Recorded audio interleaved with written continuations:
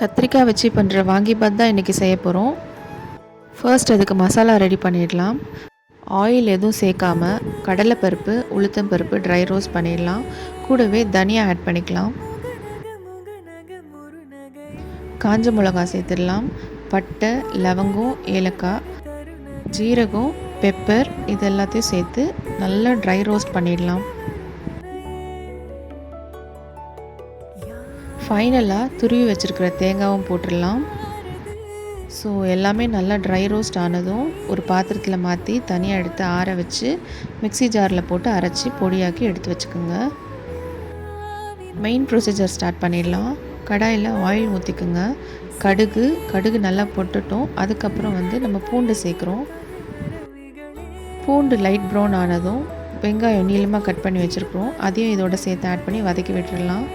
வேர்க்கடலை, கேஷ்யூ நட்டு, கருவேப்பிலை, தேவையான அளவுக்கு உப்பு, மஞ்சள் தூள், பொடி பொடியாக கட் பண்ணி வச்சுருக்கிற கத்திரிக்காய் இதோட சேர்த்து எல்லாத்தையும் சேர்த்து நல்லா சாட்டே பண்ணி விட்டுடலாம்.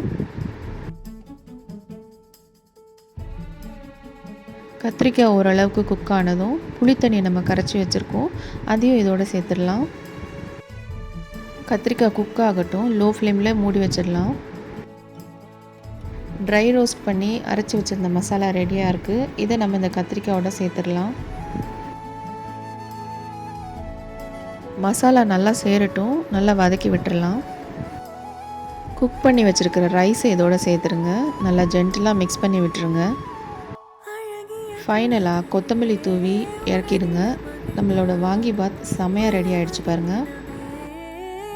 நிஜமாகவே டேஸ்ட் ரொம்ப சூப்பராக இருக்கும், டிஃப்ரெண்ட்டாக இருக்கும். இதுக்கு நான் வேறு சைட் டிஷ் எதுவுமே எடுக்கல. வெறும் ரைத்தா வச்சு தான் சாப்பிட்டேன்.